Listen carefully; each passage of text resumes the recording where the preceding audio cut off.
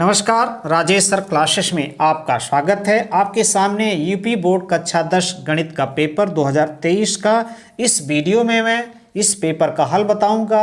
तो देखिए, पेपर का पहला पेज, अनुक्रमांक, यहाँ अपना रोल नंबर लिखेंगे, यहाँ नाम लिखेंगे, ये विषय कोड, ये जो कि आपको कॉपी में लिखना पड़ता है। 2023 गणित, समय 3 घंटे 15 मिनट, पूर्णांक 70। प्रारंभ के 15 मिनट परीक्षार्थियों को प्रश्न पत्र पढ़ने के लिए निर्धारित है, यानी 15 मिनट ध्यानपूर्वक प्रश्न पत्र को पढ़िए। यही बात अंग्रेजी में, सभी प्रश्न अनिवार्य है। सभी प्रश्न क्या है? कंपलसरी है। इस प्रश्न पत्र के अ और ब दो खंड हैं। खंड अ में 1 अंक के 20 बहुविकल्पी प्रश्न हैं, जिनके उत्तर OMR उत्तर पत्रक पर अंकित करने हैं, यानी 4 उत्तर रहेगा, एक उत्तर सही रहेगा, जिसे OMR शीट पर जाकर के उस गोले को काला या नीला करना होता है। OMR उत्तर पत्रक पर उत्तर अंकित किए जाने के पश्चात उसे नहीं काटें तथा इरेजर, व्हाइटनर आदि का प्रयोग न करें। खंड ब में 50 अंक के विस्तृत उत्तरीय प्रश्न है, वर्णनात्मक प्रश्न है, कॉपी मिलेगी जिसमें उन प्रश्नों को हल करना है। इस खंड में कुल 5 प्रश्न हैं। खंड ब में 5 प्रश्न हैं। प्रत्येक प्रश्न के आरंभ में स्पष्टता लिख दिया गया कि उसके कितने खंड करने हैं। प्रश्नों के अंक उनके सम्मुख अंकित है, कितने नंबर का प्रश्न उसके सामने लिख दिया गया है। और देखिए, ये सब निर्देश है, तो आप इन निर्देशों को ध्यानपूर्वक पढ़ सकते हैं। रब कहाँ करना है? यदि रब कार्य के लिए स्थान अपेक्षित हो तो उत्तर पुस्तिका के बाएं पृष्ठ पर कीजिए और फिर काट दीजिए, उस पृष्ठ पर कोई हल न कीजिए। रचना के प्रश्न के बारे में ये लिखा गया है, और ये है जिन प्रश्नों के हल में चित्र खींचना आवश्यक है, उनमें स्वच्छ एवं शुद्ध चित्र अवश्य खींचे। बिना चित्र के ऐसे हल अपूर्ण और अशुद्ध माने जाते हैं। ये था निर्देश, पहला पेज। अब शुरू करते हैं दूसरा पेज। तो देखिए, दूसरा पेज आपके सामने आ रहा है। इंस्ट्रक्शन यानी निर्देश, जो हिंदी में था वही अंग्रेजी में, तो अंग्रेजी मीडियम के छात्र स्क्रीनशॉट ले सकते हैं और समझ सकते हैं क्या क्या लिखा गया है। और ये है, स्क्रीनशॉट ले सकते हैं आप। अब प्रारंभ हो गया खंड ए पार्ट ए, बहुविकल्पी प्रश्न, मल्टीपल चॉइस टाइप क्वेश्चन, यानी पेपर हिंदी अंग्रेजी दोनों में है। तो आराम से देखिए प्रश्नों का उत्तर। पहला प्रश्न है, परमेय संख्या 7/2 × 5 का दशमलव प्रसार निम्नलिखित में से किस दशमलव स्थान के बाद समाप्त होगा? यह प्रश्न है। तो देखिए, इस प्रश्न का हल हम बता रहे हैं आपको। यह 17/2 × 5 × 5। हम इसको करेंगे 5 का ऊपर नीचे गुणा कर देते हैं। तो देखिए, 5 × 2 और ये 5, फिर एक 5, ये 5 ऊपर वाला। तो आप देख रहे हैं, ये ऊपर हो गया 17/5 85, और नीचे हो गया कितना होगा? ये 4 हो जाएगा, 2 × 2, ये क्या होगा? 25, यानी 25 बटे कितना होगा? 50/25 दूनी 50, 100, यानी 0.85। क्या है? दशमलव स्थान के बाद समाप्त होगा, यानी बी विकल्प सही है। अब चलते हैं अगले प्रश्न की तरफ। तो देखिए, अगला प्रश्न अगले पेज पर। तो बी गोले को नीला या काला करना है। चलते हैं अगले प्रश्न। दूसरा प्रश्न, 4 विकल्प, बिंदु ऋण 3 और 5 की वाई अक्ष से दूरी होगी। तो विकल्प तो यही सही है, लेकिन हम समझा देते हैं। देखिए, ये है आपका एक्स अक्ष, ये है वाई अक्ष, ठीक। ये दूसरे चतुर्थांश में पड़ेगा, ये पड़ेगा, ये x की वैल्यू 3 इस ऋण होता, ये y की वैल्यू 5। ये बिंदु होगा यहाँ, यानी यह 3 है और यहाँ से यहाँ तक 5 है, यानी बिंदु ये है 3 -3 5, -3 और 5। तो ये y अक्ष से कितना दूर है? यानी ये 3 है, तो ये भी 3 होगा, तो सही उत्तर है। अब चलते हैं तीसरे प्रश्न पर। तो देखिए, तीसरा प्रश्न, संख्या 144 के अभाज्य गुणनखंड में अभाज्य गुणनखंडों की घातों का योगफल होगा। तो देखिए, 144 है, 16 × 144, यानी 2 × 2 × 2 × 2 × 3 × 3। तो 2 घाते 4 और 3 घाते 2। अभाज्य गुणनखंड हो गए। घात, तो इसका घात 4, इसका 2 यानी बराबर 6। तो सही विकल्प क्या है? डी है। अब चलते हैं अगले प्रश्न पर। तो देखिए अगला प्रश्न चौथा, ये आपके सामने है। तो दिया गया है लॉस 132 और 288 का 3168 मॉस निकालना है हमें। तो देखिए इस प्रश्न का उत्तर अंग्रेजी हिंदी दोनों में है दिया गया है। तो लॉस हम जानते हैं, लॉस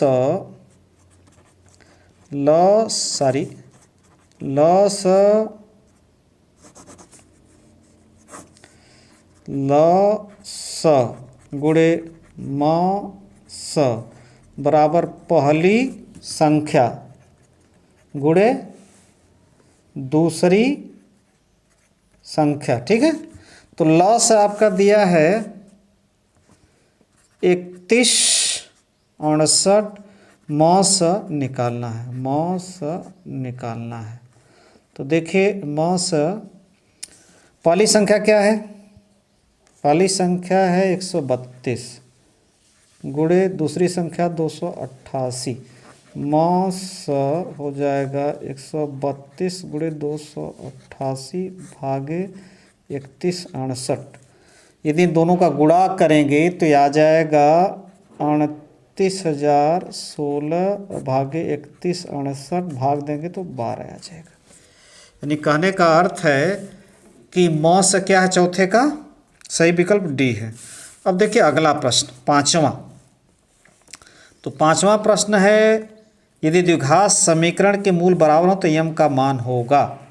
मूल बराबर कब होते हैं? जब विभक्तकर क्या होता है? शून्य के बराबर होता है, यानी b² - 4ac बराबर 0।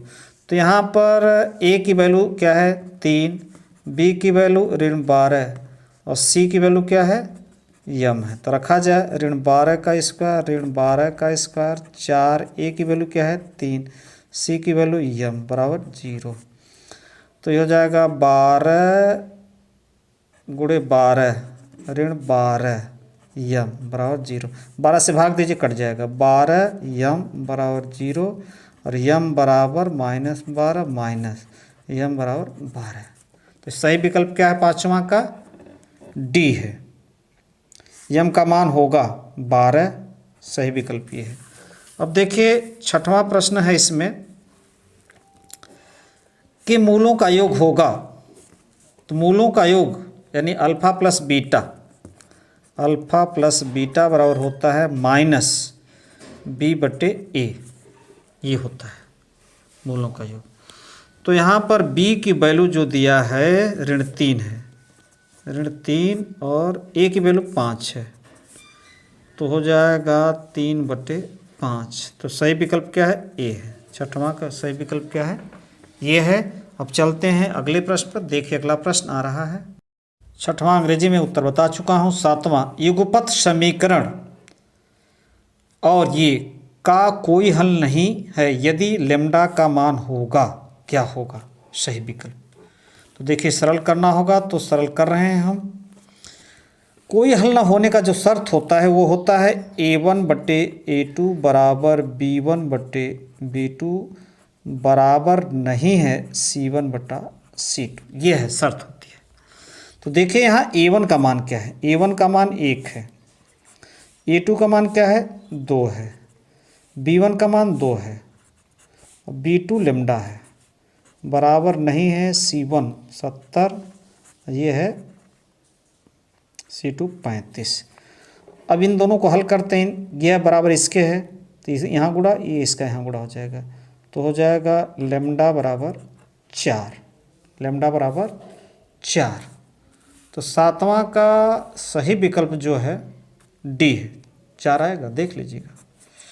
यह है अगला प्रश्न आपके सामने आठवां। तो आठवां प्रश्न क्या है? बिंदुओं ए बी को जोड़ने वाले रेखाखंड का मध्य बिंदु P है, ए का मान होगा। देखिए मध्य बिंदु का जो निर्देशांक होता है मध्य बिंदु का निर्देशांक होता है x1 प्लस x2 बटे 2, y1 प्लस y2 बटे 2, ये होता है। अब यही दिया है a बटे 8 कामा 4।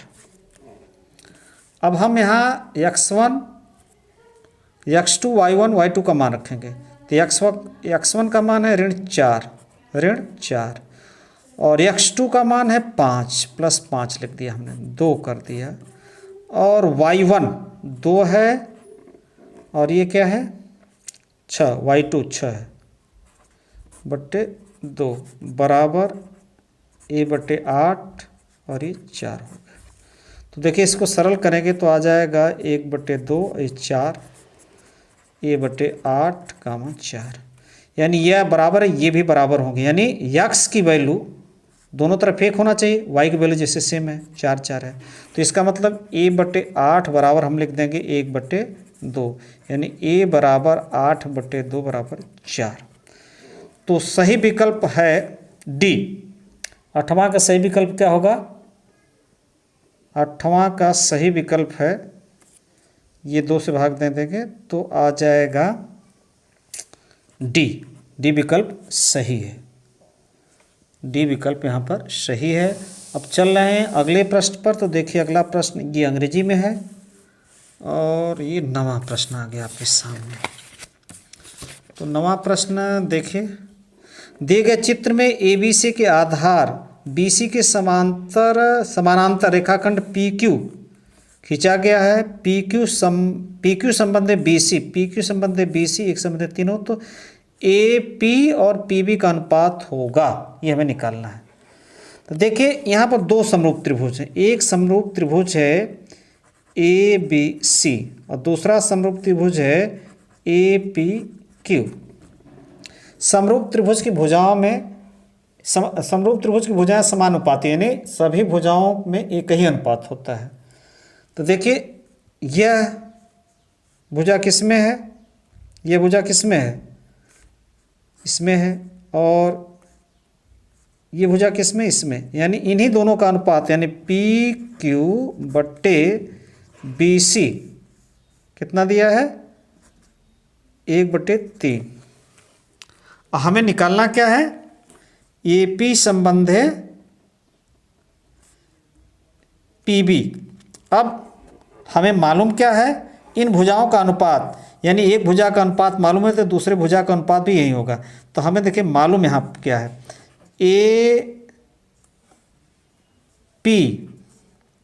AP बटे AB बराबर 1/3, क्योंकि भुजाओं का अनुपात ऑलरेडी दिया गया है। अब देखिए AP तो AP है, AB को हम लिख सकते हैं AP धन PB अब बराबर 1/3। अब ध्यान दीजिए यहाँ पर तिर्यक गुणा कर दीजिए तो यहाँ हो जाएगा, यहाँ आ जाएगा 3AP बराबर AP धन PB। एक AP कट जाएगा, यहाँ 2AP बचेगा और यहाँ PB बचेगा। अब भाग दे दीजिए AP बटे PB और 2 का भाग दे दीजिए 1/2, यानी AP संबंध है PB बराबर 1 संबंध है 2। सी विकल्प सही है। इतना बड़ा प्रश्न है। अब चलते हैं 10वें प्रश्न पर। तो देखिए 10वां प्रश्न आपके सामने, 9वां जो अंग्रेजी में बता चुका हूँ। 10वां प्रश्न है, त्रिभुज ABC में, त्रिभुज ABC में AB बराबर 6 कड़ी में 3 सेमी, AC बराबर 12 सेमी, BC बराबर 6 सेमी।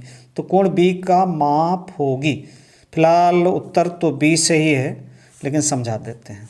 देखिए त्रिभुज दिया है ABC, AB क्या है, AB आपका 6√3 दिया है, और AB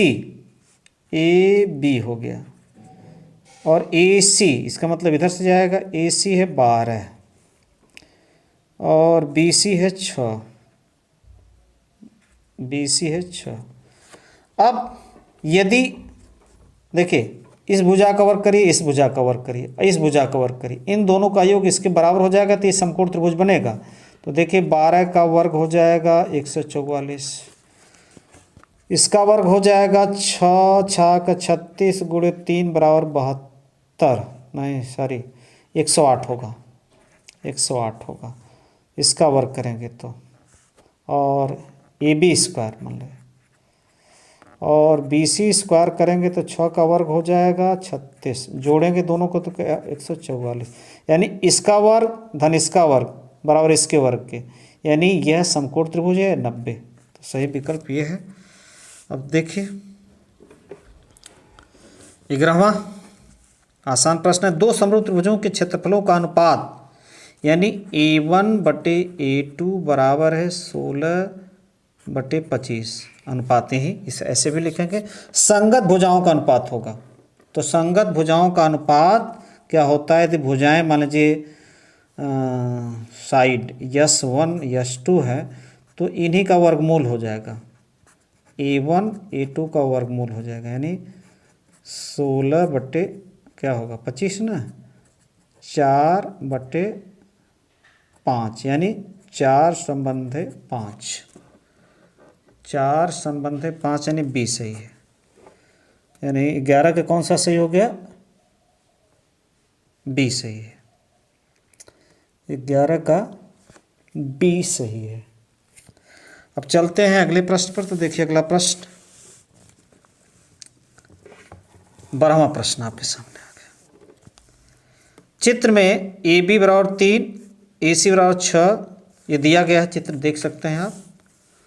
पूछा है कि कोण BAD, BA इस कोण और इस कोण में CAD का अनुपात होगा, यानी इनके सम्मुख जो भुजाओं का अनुपात होगा वही अनुपात होगा। तो भुजाओं में क्या अनुपात है भाई, इनकी भुजाओं में अनुपात है 2/4, भुजाओं में क्या अनुपात है 2/4, तो कोणों में भी वही अनुपात होगा, यानी ए विकल्प सही है, यानी 12 का ए विकल्प सही है। अब चलते हैं अगले प्रश्न पर 13वें पर।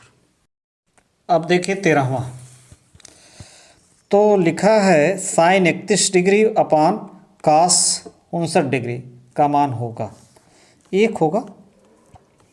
तो देखिए साइन 31 डिग्री बटे कास 59 डिग्री, साइन 31 डिग्री इसको हम लिख सकते हैं कास 90 माइनस 31 डिग्री, साइन 31 डिग्री घटाएंगे, अरे सूत्र से ये हो जाएगा साइन 31 डिग्री बराबर 1। तो सही विकल्प क्या है, सी है, 13 का सी हो गया।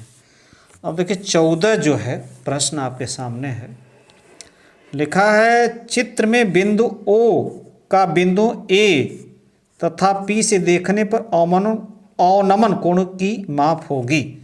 तो देखिए ये अवनमन कोण ऐसे होता है, यानी ये जो ये कोण होगा वही ये कोण होगा। तो 45 तो दोनों में है। अब देखिए फिर निकालते हैं इसका। अब देखिए ये त्रिभुज जो है इस त्रिभुज में आइए, ये 90 है, ये कितना है 90 है, ये 60 है, तो ये कोण कितना होगा 30 डिग्री होगा। तो अब देखिए ये यहाँ से ऐसे करेंगे तो ये भी 30 डिग्री हो जाएगा। तो 45 ये 45 तो ये 45 और ये 30, यानी 45 30 यानी बी विकल्प सही है, 14 का बी सही है। अब चलते हैं अगले प्रश्न पर। तो देखिए अगला प्रश्न 14 हो चुका है। 15 देखिए, यदि एक वृत्त की परिधि और क्षेत्रफल संख्यात्मक रूप से समान है तो उस वृत्त की त्रिज्या, यदि एक वृत्त की परिधि और क्षेत्रफल मतलब ये वृत्त है, इसकी मतलब त्रिज्या r है, तो परिधि क्या होगी, यानी 2πr। वृत्त की परिधि और क्षेत्रफल संख्यात्मक, क्षेत्रफल क्या होगा भाई, क्षेत्रफल होगा πr²। कारा दोनों संख्यात्मक रूप से क्या है समान है, यानी πr² बराबर 2πr।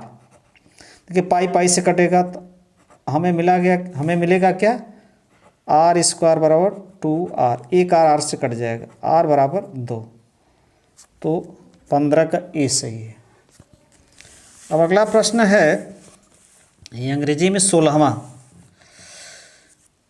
एक ठोस धातु के घनाभ जिसकी भुजाएं 9 मीटर, 8 मीटर, 2 मीटर है को पिघलाकर 2 मीटर कोर के घन बनाएंगे। इस प्रकार बने घनों की संख्या होगी। कितने घन बनेंगे, ठीक है ना।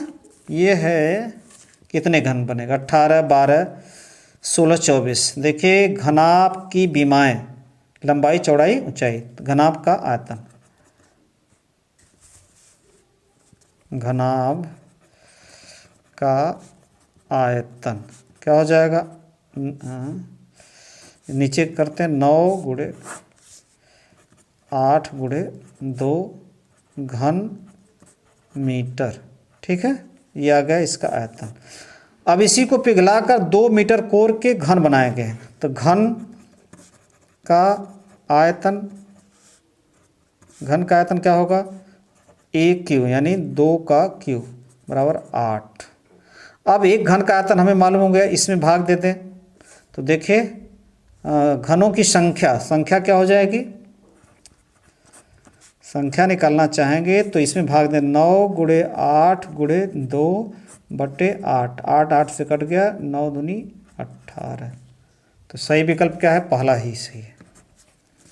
अब अगला प्रश्न है आपके सामने, निम्नलिखित सारणी का माध्य होगा, थोड़ा लंबा प्रश्न है, सरल करते हैं। ये है वर्ग अंतराल, तो वर्ग अंतराल 0, 10, 10, 20 और 20, 30, 30, 40, 40, 50। इसकी बारंबारता यफ, बारंबारता कितनी है, 4 है, 5 इसका है, इसकी 6 है, इसका 4 है, इसका 1 है, ठीक है। अब वर्ग मध्यबिंदु इनका मध्यबिंदु क्या होगा, 5, ठीक। इनका मध्यबिंदु 15, इनका मध्यबिंदु मैंने दोनों को जोड़कर 2 का भाग 25, इसका 35 और इसका क्या हो जाएगा 45। अब ये है यफ यक्स, ये यक्स से दर्शाते, इसको यक्स से दर्शाते, यफ यक्स, तो इसका गुणा कितना होगा 20, क्या होगा 20 होगा, और ये 20 हो गया आपका। अब इसका गुणा हो जाएगा, इसका गुणा 20, और देखिए इसका गुणा 20 हम थोड़ा ऐसे लिख दें, इसका 75, इसका गुणा 150, इनका गुणा 70, 140, इनका गुणा 45। जोड़ेंगे यानी सिग्मा यफ यक्स, तो ये आ जाएगा आपका 430, और ये सिग्मा यफ क्या आ जाएगा 9, 15, 20 आ जाएगा। तो यक्स हमें क्या निकालना है, माध्य निकालना है, यक्स बार बराबर सिग्मा यफ यक्स बटे सिग्मा यफ, यानी 430 भागे 20 कट जाएगा, 21.5 आ जाएगा, यानी सी विकल्प सही है। अब चलते हैं अगले प्रश्न पर। 17 हो चुका, 18 देखिए, दिए गए आंकड़ों का समांतर माध्य और बहुलक क्रमशः 28 और 16 है, तो माध्यिका होगी। तो देखिए समांतर माध्य, बहुलक और माध्यिका में जो संबंध होता है वो होता है माध्यिका 3 गुणे माध्यिका बराबर 2 गुणे समांतर माध्य, या केवल माध्य लिख सकते हैं, धन बहुलक। धन क्या होता है, बहुलक। तो समांतर माध्य 28 है, 2 गुणे 28 और बहुलक कितना 16, ये हो जाएगा 28 दूनी 56, और 16 बराबर कितना मिलेगा हमें? 6 2 अरे 6 6 12 2 हो जाएगा और 7 72 हो जाएगा। यानी हमें माध्यिका निकालनी है, तो माध्यिका यानी ये 3 का इसमें भाग चला जाएगा, 3 का भाग दे देंगे तो ये हमारा आ जाएगा 24। तो सही विकल्प क्या है? 18 का सी। 18 का सी विकल्प क्या है? सी है। और अगला है प्रश्न है निम्नलिखित बारंबारता बंटन का बहुलक वर्ग होगा। बहुलक वर्ग जिसकी बारंबारता अधिक होती है। 8 7 है, इस वर्ग का 8, ये 8, यानी बहुलक वर्ग क्या है? 3 5, यानी बी विकल्प सही है। अब देखिए 19 हो गया। निम्नलिखित बारंबारता बंटन का माध्यिका वर्ग होगा। तो विकल्प तो बता देते हैं हम, बी ही होगा क्योंकि हम सरल कर चुके हैं, लेकिन आपको भी सरल दिखाते हैं कैसे सरल किया जाएगा इस प्रश्न को। बी विकल्प ही सही है, लेकिन सरल कैसे करेंगे आप? और ये वर्ग अंतराल लिख देते हैं 0 10 10 20 30 और 30 हो गया।